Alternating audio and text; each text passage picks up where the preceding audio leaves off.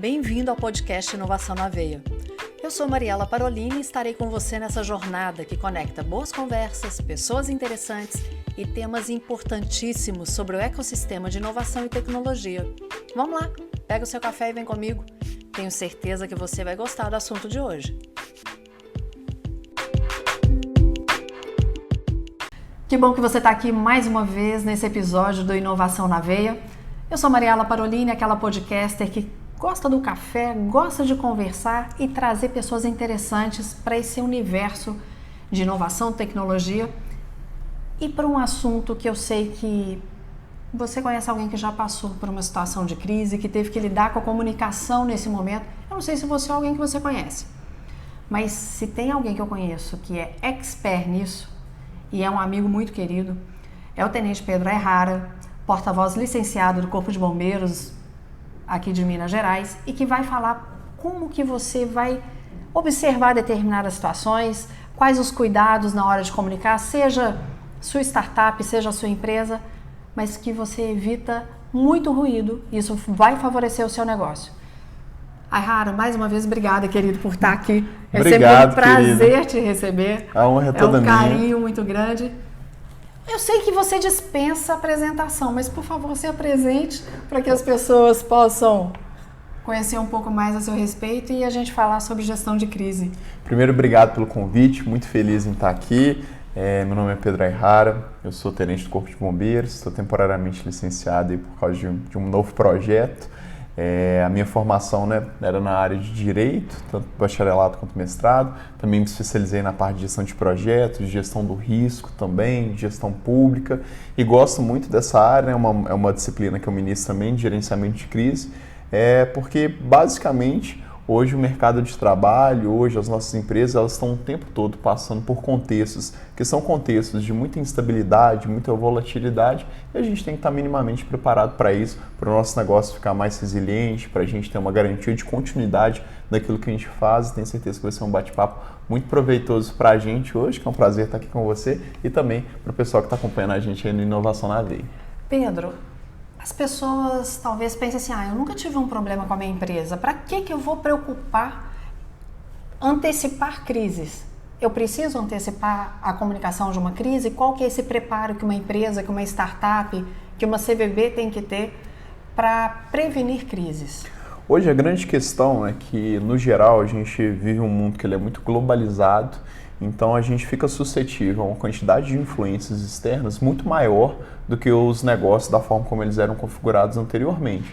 Então a gente tem uma situação de uma pandemia, por exemplo, do coronavírus, que começa num outro país, em questão de alguns dias, de algumas semanas, isso já está aqui no Brasil e teve um impacto decisivo em praticamente todas as atividades comerciais, todas as atividades econômicas. Às vezes a gente tem uma outra situação, como por exemplo uma greve de caminhoneiros, que vai afetar a questão do meu negócio.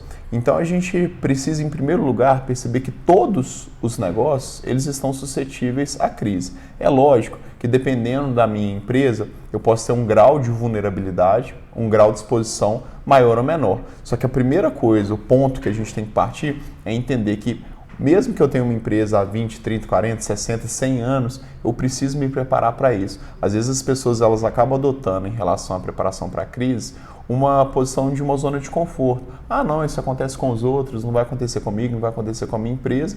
E é importante você ter essa percepção pelo seguinte, porque ninguém conhece o seu negócio como você. Sim. Você pode contratar a melhor consultoria, o melhor profissional, e lógico que ele pode te dar um caminho muito interessante, mas exatamente você identificar os riscos, os pontos de atenção, os gargalos dentro da sua atividade, isso ninguém vai saber fazer como você. Vou dar um exemplo aqui, já que a gente estava falando sobre essa questão de greve dos caminhoneiros, por exemplo.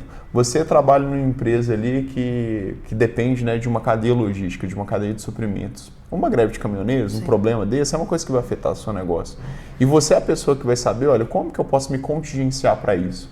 Quais são as alternativas para, se numa situação dessa acontecer, eu vou ter um fornecedor mais perto, eu vou aumentar o meu estoque, eu vou fazer uma reserva de caixa para poder arcar eventualmente com um compromisso financeiro, com um contrato que possa ser afetado por isso. Então, não se trata de nada complexo, mas se trata de um exercício que eu devo incluir no meu cotidiano. Às vezes as pessoas, né, elas acabam não demandando tempo para esse planejamento, para esse contingenciamento, e aí quando chega na hora da crise e a gente não tem esse plano, fatalmente a possibilidade daquilo dali dar errado, ela aumenta exponencialmente. Então quando a gente fala sobre risco, sobre gerenciamento desse risco, a gente está falando em primeiro lugar sobre a continuidade, sobre a saúde do nosso negócio. E com certeza, né, a gente está falando aí nesse âmbito de CVVs, uma empresa, né, uma startup, que ela tem um plano de crise, ela se torna uma empresa muito mais atrativa para o investidor.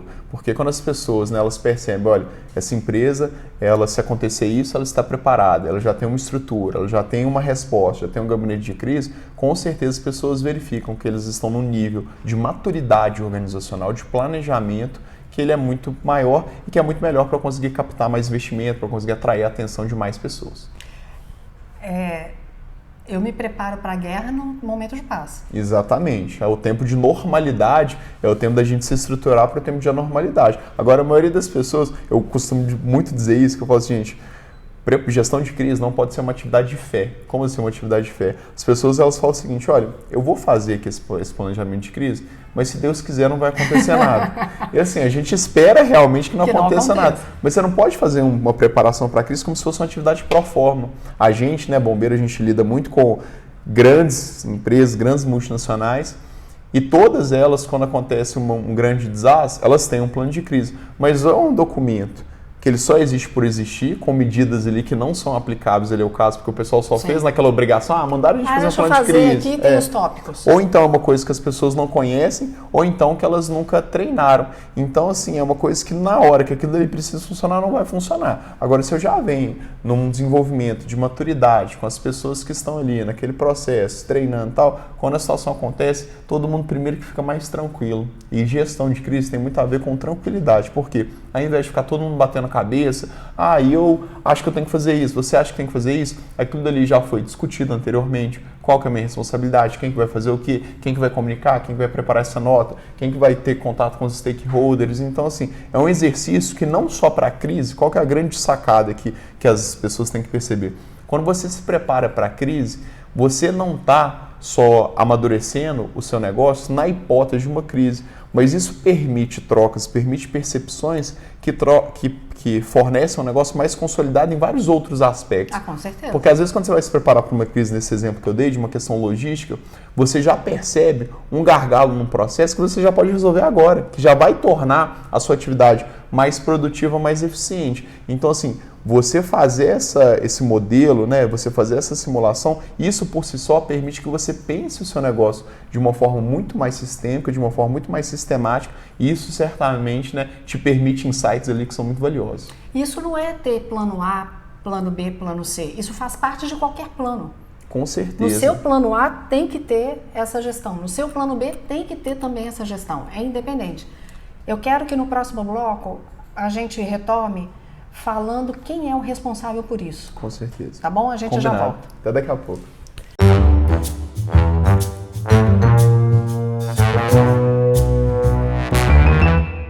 Aihara, quem é o responsável por preparar tudo isso? É o CEO, é porta-voz, mas nem toda empresa tem um porta-voz. Quem é a pessoa responsável? Peraí, a gente tem que ter esse plano, a gente tem que ter esse contingenciamento. Quem é que faz isso?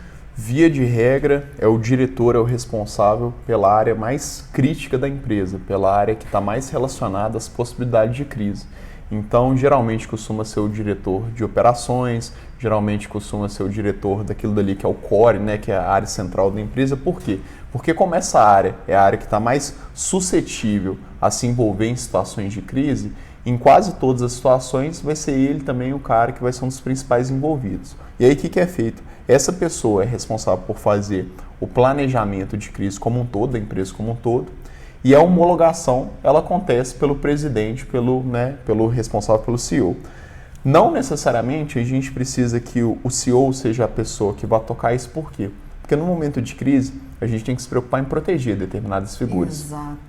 E às vezes as pessoas, qual que é o movimento mais natural? Aconteceu um problema de uma contaminação num determinado produto meu, vendo um produto alimentício, e a gente coloca lá, por exemplo, o presidente para responder.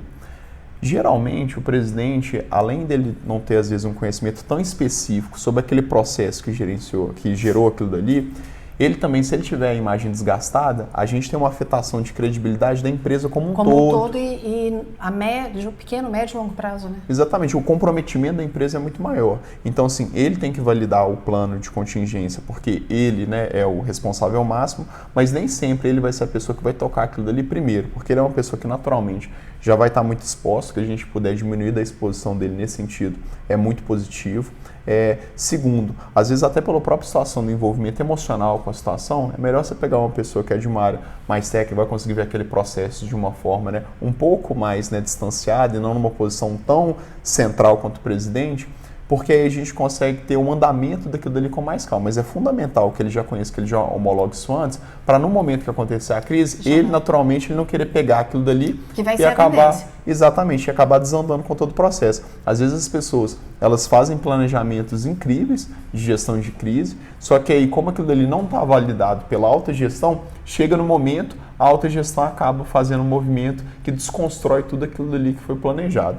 Dentro desse planejamento, né, que é o diretor, aquela pessoa responsável pela área mais crítica vai fazer, a pessoa ela não precisa executar tudo, mas ela precisa ter um mapeamento muito claro em relação às competências de quem que vai fazer o que naquele momento de crise. É lógico que se for uma crise de comunicação, vai ser aquela pessoa responsável pelo marketing, pela comunicação. Se for uma questão de operação, quem vai ficar mais à frente daquilo dali vai ser uma outra pessoa. Então é aquilo que a gente chama de uma liderança mais situacional. Mas a gente precisa ter as competências minimamente mapeadas para saber, olha, se hoje, nesse caso, esse exemplo que eu dei, uma contaminação de um alimento, então, quem vai compor o gabinete de crise, em primeiro lugar? Vai ser um responsável aqui pelas operações, vai ser o pessoal do marketing, vai ser o pessoal do jurídico. Quem vai fazer o quê? Quem que vai redigir essa nota? O fluxo dessa nota de esclarecimento vai ser o pessoal da operações que vai fazer, depois vai passar pelo jurídico, depois vai passar pelo setor de comunicação, a gente vai soltar dessa forma. Então, quando isso acontece, o pessoal não precisa ficar na dúvida,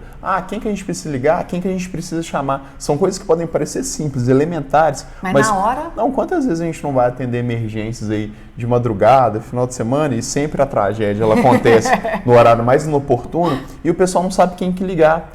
E como não tem esse plano previamente estabelecido, eu nem sei que eu, por exemplo, que eu sou responsável, eu tenho que ter um contato ali, que eu fico sempre em condições sessionadas para poder intervir numa situação dessa. Então, às vezes, assim, um simples plano de chamada, um simples detalhamento de quem precisa desse gabinete já facilita muito, porque, olha, aconteceu uma contaminação agora aqui na minha empresa. Eu já sei que eu tenho que ir lá compor esse gabinete. Então, eu já vou correr atrás das informações que eu preciso, já vou fazer contato, que eu já chego para essa reunião aqui para fazer as definições com as informações que eu preciso, sabendo o que precisa ser feito. Então, assim, são dicas simples, mas que efetivamente elas podem fazer toda a diferença no momento crítico, no momento que eu já vou estar estressado, que eu já vou estar cansado, que eu já vou estar preocupado. Isso economiza uma energia que vai ser fundamental para eu conseguir sobreviver bem ao final desse processo. Rara, você me fez pensar em duas coisas. Primeiro, um exemplo que é primeiros socorros. Todo mundo precisa saber primeiros socorros? Não, mas qualquer coisa eu chamo o bombeiro. Será que vai dar tempo no engasgo de você chamar o bombeiro? Então, nem todo mundo precisa saber na profundidade que o bombeiro sabe, mas todo mundo basicão ali, né, saber o que fazer, a quem recorrer, pelo menos isso a gente precisa saber. Outro dia eu vivi uma situação com a minha avó tem 100 anos e a demência é natural da idade e ela tem cuidadora 24 horas por dia. E ela faz tratamento de fono, faz tudo, mas um determinado alimento ela deu um engasgo. Eu apavorei, apavorei assim, acode, né? E a cuidadora teve que fazer a manobra. Então, assim, tem que ter essa sabedoria, porque num determinado momento você não precisa saber de tudo, mas você tem que saber pelo menos fazer aquilo inicial para depois chamar alguém mais específico, talvez. Entendendo também, assim, que na crise, qual que é um erro muito comum das pessoas, né? O pessoal que está nos acompanhando, geralmente estão em estruturas de startup, que são estruturas, às vezes, que estão mais... Eu presa, né? Que é uma pessoa. Que são estruturas mais enxutas, às vezes com uma equipe de 3, de 4, 5, de 10 pessoas. E aí, especialmente, né, numa situação dessa que você tem um vínculo muito pessoal com aquela situação que geralmente, né, é a sua empresa, literalmente, às vezes as pessoas no momento de crise, elas querem resolver tudo ao mesmo tempo.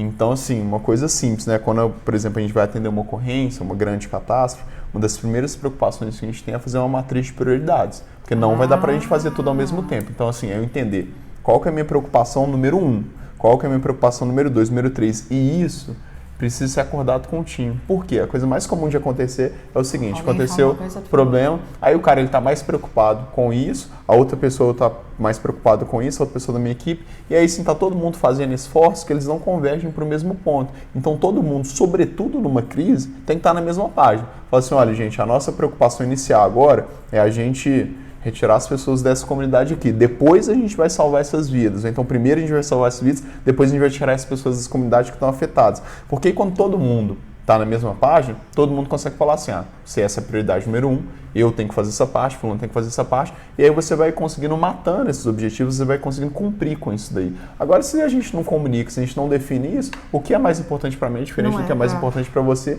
e a gente perde muito tempo, muita energia, fica um desgaste gigantesco, e o serviço que precisa ser feito não é feito.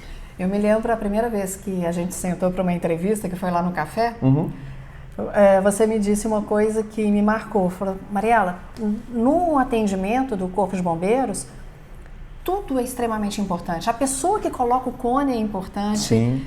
Então, cada um tendo a sua função, não adianta achar assim, o meu é só colocar o cone e tirar o cone. Peraí, isso é extremamente importante. E quantas vezes em crise de empresa, vou dar um exemplo assim que acontece o tempo todo. Às vezes um funcionário lá da base ali, Exato. Às vezes do chão de fábrica, às vezes se não existe uma comunicação interessante no sentido de falar assim, gente, a gente está passando uma crise na empresa, a gente tem que cuidar com essa informação, etc. O cara às vezes solta uma informação ali no grupo de WhatsApp dele, em 30 minutos essa informação já veiculou a cidade inteira, às vezes por uma falta de alinhamento com a sua equipe, você tem um prejuízo muito maior do que o próprio problema em si, mas às vezes por uma questão de uma gestão inadequada do seu próprio time. Então, assim, lembrar que processos de crise, eles estão intimamente relacionados à gestão dos processos de comunicação. Além da gente saber o que a gente está fazendo, as outras pessoas precisam saber o que eu estou fazendo para que elas possam complementar esforços, para que a gente não tenha retrabalho. Quantas ocorrências que a gente vai atender, que às vezes a gente tem 3 pessoas fazendo a mesma coisa e elas não se comunicam entre si. A gente precisa de uma lista aqui de pessoas que estavam nesse local para saber quem está desaparecido. Aí tem um cara do Recursos Humanos que está fazendo isso, aí tem um cara do setor de operações que está fazendo isso, aí tem um cara que é o gerente da planta que está fazendo isso. Sempre que se eles comunicassem entre si, uma pessoa ficava responsável por isso, as outras 2 iam fazer outras questões e a gente conseguiria agilizar muito esse processo. Então, assim, é principalmente sobre comunicar. Só como as pessoas estão muito nervosas, elas deixam de conversar, deixam de se comunicar. E aí a gente tem retrabalho, perda de energia, desgaste, conflito. É a gente ser mais efetivo numa gestão. E até isso que você disse, elas estão nervosas. No momento de crise, se é crise, o emocional vai estar abalado. Então prepara antes, até porque naquele momento em que o emocional não está o habitual, você tem que saber o que fazer. E até porque assim, o pensar fica difícil. Claro, e até assim, isso é uma coisa legal, porque até quando a gente vai fazer esse contingenciamento para a crise, essa preparação para a crise, a gente está falando com muitas pessoas aí que têm startups, você tem que identificar qual que é a habilidade, qual que é a competência de cada pessoa. Exato. Porque às vezes eu posso ter um ótimo líder aqui no momento de normalidade, mas numa situação de crise, o cara vai colar as placas lá, vai às vezes ser grosso demais com o investidor, com o stakeholder, vai xingar o cara, etc. Às vezes, não pela crise em si, mas pela forma como determinada pessoa conduziu aquele momento de crise, a gente vai ter um prejuízo grande. Se você já sabe, já se preocupa em se preparar antes, você sempre tem aquela pessoa naquela equipe que vai falar assim, não, essa pessoa aqui é melhor para conversar, ou então não, essa pessoa aqui é melhor para lidar com o time, ou essa pessoa que é uma pessoa muito atenta mesmo, quando ela está sob toda a pressão,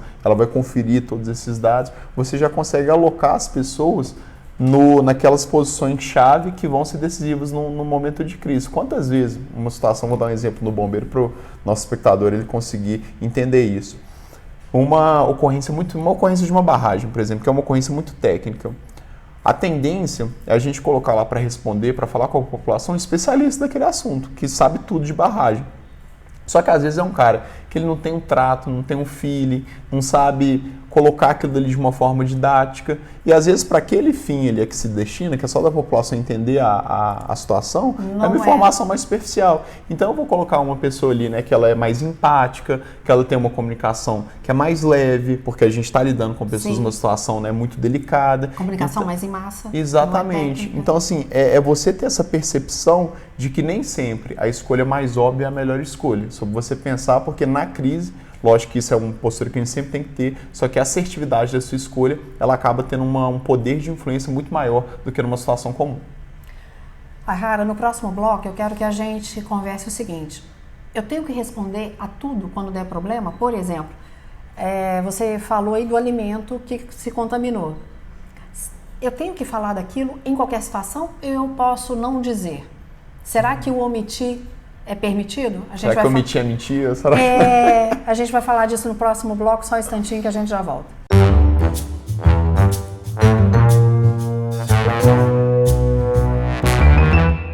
Aihara, você citou a questão, aconteceu uma contaminação com alimento. Aí pode ter alguém na empresa que às vezes pensa assim, vou deixar, não vou falar nada não. Sempre eu tenho que falar? Sempre eu tenho que lidar com essas situações ou eu posso deixar quieto? Mas o problema é se alguém lá na frente falar, e com a rede social... Hoje em dia, gente, com a viralização das informações, com as redes sociais, é necessário a gente falar. Por que é necessário a gente sempre se posicionar? Porque além do comportamento hoje das mídias sociais, eles exigirem posicionamentos, ainda mais quando é uma crise envolvendo a minha marca, qual que é a grande questão de você se posicionar? Primeiro, isso pode parecer muito óbvio, mas muitos empresários, empreendedores não entendem isso. Problemas não se resolvem sozinhos, gente. E às vezes as pessoas elas ficam perdendo tempo, não, vai se resolver sozinho, o pessoal vai esquecer. Pode até esquecer de fato eles se esquecem, só que até lá eu tive um desgaste na minha marca, um desgaste na minha empresa, que ele causou um prejuízo muito maior do que se eu me posicionasse. Então o que eu sempre digo é o seguinte, não tomar uma decisão também é uma decisão, que via de regra traz prejuízos muito maiores do que se eu tomasse uma decisão com as variáveis ali que eu tinha. Por que é importante a gente se posicionar? Porque quando a gente não se posiciona, a gente dá margem para especulação. E a gente, quem cala consente? E aí a gente não consegue fazer com que as pessoas percebam qual que é o meu posicionamento de marca. Vou dar um exemplo aqui que infelizmente ele é muito corriqueiro, né?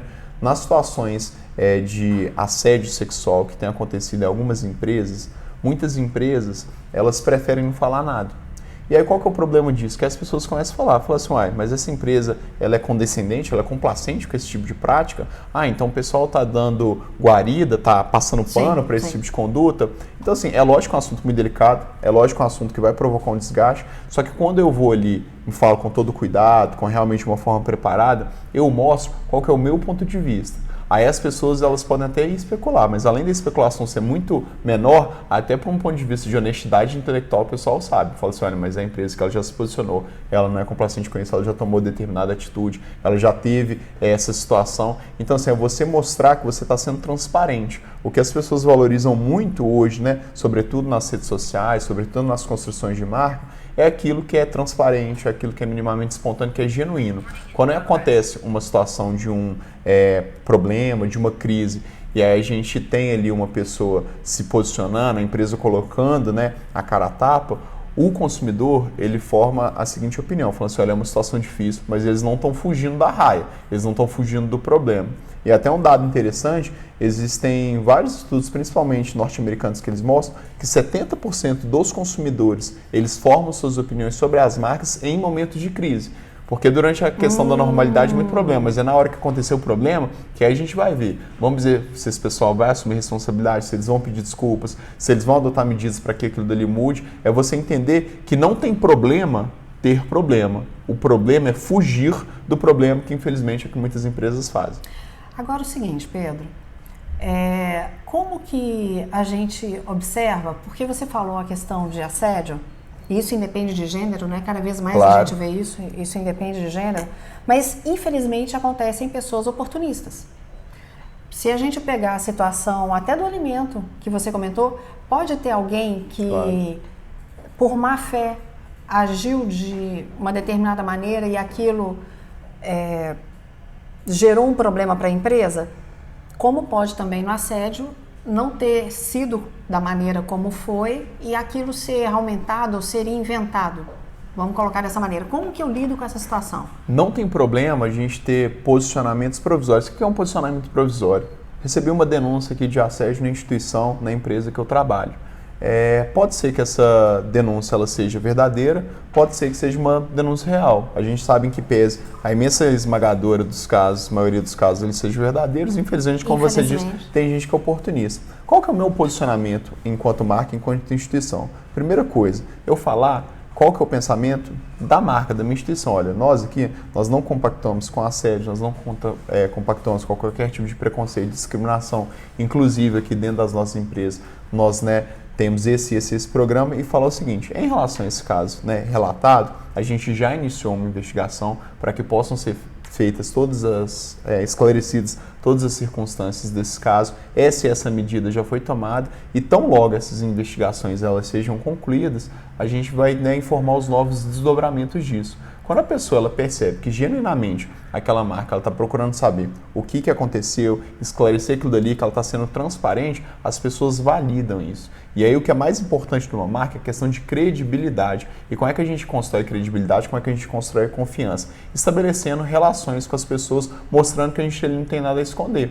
Porque pode ser que seja uma situação de invenção, mas quando eu me posiciono e falo assim, a gente está investigando, aí investigou, olha, a gente detectou que na verdade não foi assim que essa situação aconteceu. Você, o consumidor, o cliente, ele tem uma tranquilidade de saber que tudo que está acontecendo está sendo comunicado e além disso que está sendo uma comunicação transparente.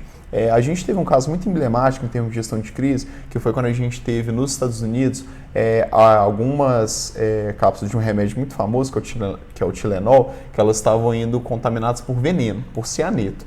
E aquilo ali gerou uma comoção nacional, eles tiveram que recolher mais de 3 milhões de medicamentos, mais um medicamento que é o Tylenol. E aí lá no fim, eles detectaram que na verdade isso era um psicopata, que o cara ia nas farmácias com uma seringa e injetava veneno no meio daquilo dali. Mas até se chegar a essa comprovação, foi uma investigação, foi um problema gigantesco. E lógico que nem sempre você vai saber o que você está lidando. Mas provisoriamente você não pode deixar para só se posicionar quando aquela questão acabou. Fala assim, a gente está investigando, a gente preventivamente a gente vai afastar esse profissional, então a gente vai recolher esse lote de medicamento, então a gente vai analisar isso daqui, tão logo a gente tem um novo posicionamento e você vai comunicando. Dessa forma, não existe crise ótima, porque senão não seria crise, mas existem maneiras mais adequadas de você lidar com uma situação dessa, com certeza. E aí, pegando o exemplo, por exemplo, do alimento, meu Jesus, pegando o exemplo do alimento, seria como mostrar a linha de produção dele? Não, nesse caso, por exemplo, a gente, primeiro, o alimento ele já foi recolhido, já foi enviado para análise. O nosso processo produtivo aqui da nossa fábrica, ele tem esse nível de acreditação, ele é acompanhado por um responsável técnico. Os produtos desse lote, eles também estão sendo investigados. A gente teve ou não teve outras reclamações relacionadas a isso. A gente já fez um contato direto com o consumidor que foi lesionado. A gente já tomou essa outra atitude de fazer uma rechecagem em todo o nosso sistema de produção. E aí a pessoa ela percebe o seguinte, fala assim, olha, pode ter acontecido o problema, mas tudo que eles podem estar fazendo para resolver isso, eles estão fazendo. Depois, quando chegar o resultado dessa investigação, fala assim, olha, a gente detectou que isso aconteceu por causa desse problema na nossa produção, então por causa de uma coisa de má fé. E aí a pessoa ela percebe, fala assim, olha, todo mundo está empenhado em resolver isso, está sendo transparente, está precisando fazer o que precisa ser feito e assumindo o problema, porque não é sobre a gente camuflar, a gente acontecer, é a gente enfrentar esse problema de cara mesmo, frontalmente, falar assim, olha, de fato aconteceu isso, esse alimento realmente ele veio por esse processo, a gente já está investigando, e aí a pessoa percebe, fala assim, não, esse pessoal aí é um pessoal que está dedicado a resolver isso. Para quem está nos escutando e quer começar então a pensar que eu tenho que ter o meu contingenciamento, qual a dica que você deixa? Primeira coisa, reúna com a sua equipe, identifique quais são os principais riscos associados ao seu empreendimento, à sua tarefa, ao seu projeto. A partir disso, vá construindo de preferência em equipe, porque às vezes você pode ter um ponto cego que provavelmente vai ser diferente do ponto cego do seu colega. Vá construindo planos para contingenciar isso, porque às vezes o pessoal acha que planejamento de crise é um negócio gigantesco, você precisa de um super software, de uma super ferramenta, não. Um super consultor? Exatamente, é um exemplo simples aqui, eu tenho uma padaria. Quais são os 10 problemas que podem acontecer? Os 10 problemas mais possíveis de acontecer, né? Que tem uma maior tendência de acontecer. Olha, eu posso ter uma contaminação no meu alimento, eu posso ter um problema de fornecedor que não entrega o trigo que eu preciso para produzir o pão, eu posso ter uma questão de um funcionário, do meu padeiro, que ele vai ser demitido. Quais vão ser os contingenciamentos para fazer isso daqui? E às vezes medidas simples. Nesse caso aqui, eu vou ter que ter uma reserva de capital. Nesse outro caso aqui, eu vou fazer o seguinte, eu vou fazer uma parceria com outra padaria, que se acontecer um problema, eles me fornecem o padeiro deles, se acontecer um problema com eles, eu cedo um funcionário deles. Nesse outro caso aqui desse fornecedor, eu sei de um outro fornecedor, será que não é legal eu ter uma quantidade menor vindo de um outro fornecedor só para ter um backup disso? Então são medidas simples, mas quando eu paro para pensar sobre elas, eu consigo identificar as outras alternativas. Agora, se eu deixo para fazer essa parceria com outra padaria, na hora que o negócio que o meu funcionário já faltou, se eu deixo para procurar um outro fornecedor, na hora que já não tem trigo, se meus clientes estão aqui na porta, aí não tem como dar certo. Então, assim, gestão de crise é principalmente sobre previsibilidade, sobre antecedência, sobre preparação anterior àquele momento decisivo.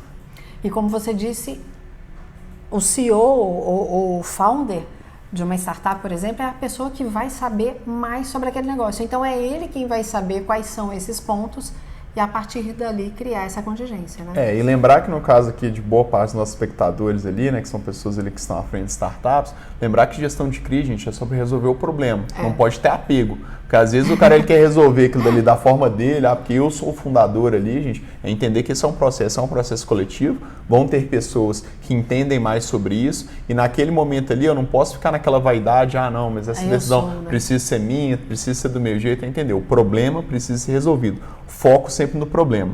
Duro com o problema, suave com as pessoas. Dessa forma, vai dar muito certo. Duro com o problema, suave com as pessoas. Excelente. Mais uma vez, querido, muito, muito, muito obrigada por ter vindo. Agora, por favor, deixa suas redes sociais, como as pessoas te acham, como as pessoas, se quiserem te perguntar alguma coisa, eu sei que você responde. Demora, gente. Demora, mas responde. Definitivamente, a minha melhor qualidade não é de responder rápido nas redes sociais. Talvez seja o meu pior defeito. Mas eu estou no Instagram e nas outras redes sociais com o @Pedro Aihara. Aihara escreve AIHARA. E se você tiver alguma dúvida, se você quiser entender mais, às vezes tem muita gente que pede uma indicação de bibliografia, quero conhecer mais sobre o tema, gostei dessa área, gosto dele, pode ir lá que a gente bate um papo, a gente proseia mais, vai ser um prazer poder ter contato com vocês. E muitíssimo obrigado pelo convite, uma honra enorme, é sempre bom prosear não só nesse podcast, mas sobretudo como amiga, né? Como uma pessoa querida. Tamo junto. Obrigada mesmo, e conta comigo sempre, porque se precisar, você sabe disso. E a recíproca é verdadeira. Obrigadão mesmo. Até mais, gente. Grande abraço. O podcast Inovação na Veia é uma iniciativa da FCJ Venture Builder.